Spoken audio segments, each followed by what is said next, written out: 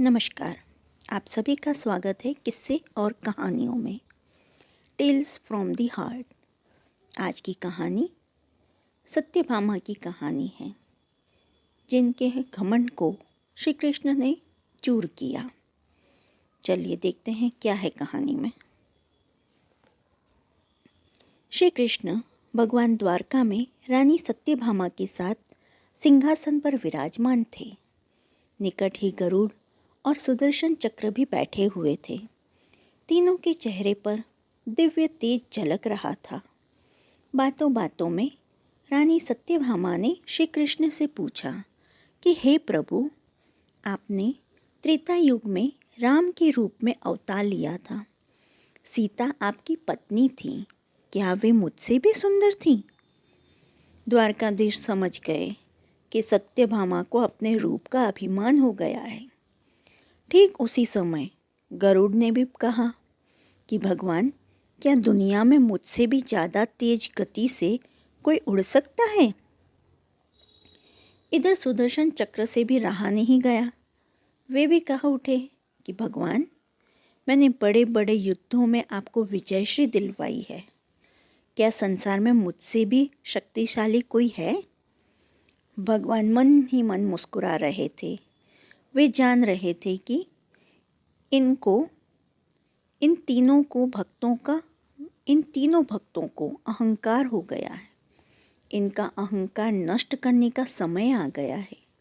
ऐसा सोचकर उन्होंने गरुड़ से कहा कि हे गरुड़, तुम हनुमान के पास जाओ और कहना कि भगवान राम माता सीता के साथ उनकी प्रतीक्षा कर रहे हैं।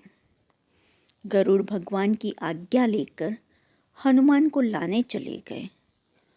उधर श्री कृष्ण ने सत्यभामा से कहा कि देवी, आप सीता के रूप में तैयार हो जाएं, और स्वयं द्वारकाधीश ने राम का रूप धारण कर लिया।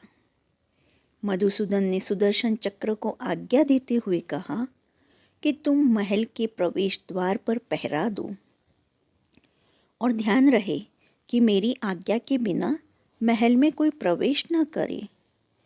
भगवान की आज्ञा पाकर चक्र महल के प्रवेश द्वार पर तैनात हो गए। गरुड़ ने हनुमान के पास पहुंचकर कहा कि हे वानर श्रेष्ठ, भगवान राम माता सीता के साथ द्वारका में आपसे मिलने के लिए प्रतीक्षा कर रहे हैं।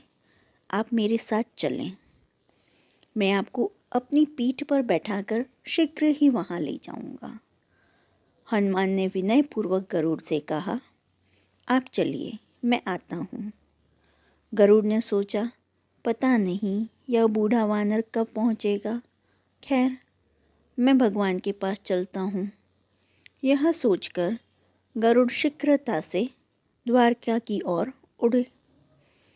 पर यह क्या, महल में पहुंचकर गरुड़ देखते हैं कि हनुमान तो उनसे पहले ही महल में प्रभु के सामने बैठे हैं।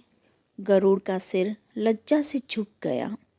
तभी श्री राम ने हनुमान से कहा कि पवन पुत्र, तुम बिना आज्ञा के महल में कैसे प्रवेश कर गए? क्या तुम्हें किसी ने प्रवेश द्वार पर रोका नहीं? हनुमान ने हाथ जोड़ते हुए सिर झुकाकर अपने मुंह से सुदर्शन चक्र को निकालकर प्रभु के सामने रख दिया। हनुमान ने कहा कि प्रभु, आपसे मिलने से मुझे इस चक्र ने रोका था, इसलिए इसे मुंह में रख के आपसे मिलने आ गया। मुझे क्षमा करें। भगवान मन ही मन मुस्कुराने लगे।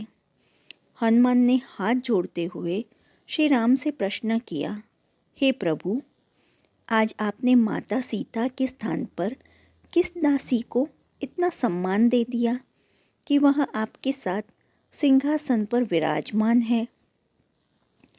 अब रानी सत्यभामा का अहंकार भंग होने की बारी थी। उन्हें सुंदरता का अहंकार था, जो पल भर में चूर हो गया था। रानी सत्यभामा, सुदर्शन चक्र व गरुड़ जी, तीनों का गर्व चूर चूर हो गया था। वे भगवान की लीला को समझ रहे थे। तीनों की आंखों से आंसू बहने लगे और वे भगवान के चरणों में झुक गए। अद्भुत लीला के अद्भुत लीला है प्रभु की। अपने भक्तों के अहंकार को अपने भक्त द्वारा ही दूर किया उन्होंने। सार, इस कहानी से हमें एक शिक्षा मिलती है,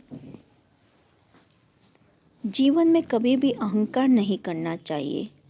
ज़रूरी नहीं है कि आज जो आपके पास है वह कल भी हो। अपने अंदर जरा सा भी अगर अहंकार लाएंगे तो स्वयं ठाकुर जी हमसे दूर हो जाते हैं। ठाकुर जी को निस्वार्थ भक्तों की ही ज़रूरत है, अहंकार की नहीं। जो आपको यह कहानी पसंद आई हो तो please like, share and subscribe करें। कमेंट बॉक्स में जय श्री कृष्ण लिखें। देखने के लिए धन्यवाद। जय हिंद, जय भारत।